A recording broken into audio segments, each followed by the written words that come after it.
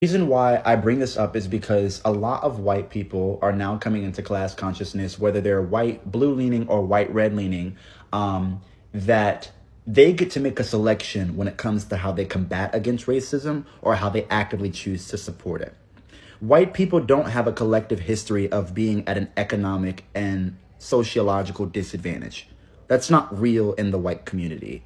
So until white people actively recognize that they are at a true loss, I don't think that any forms of activism that are coming from white people fighting against or fighting with are actually going to help end racism or allow racism to become much stronger. It will really just become a lot more mediocre. And the reason why I believe that white people have reached the form of class consciousness, sort of like complacency, is because they recognize that if they fight to the magnitude that black and brown people during 200 to 300 years ago were fighting, or maybe even 100 years ago when they were trying to end segregation and Jim Crow laws, that they would suffer the same disadvantages, the same deaths, and the same economic disadvantages that black people suffered.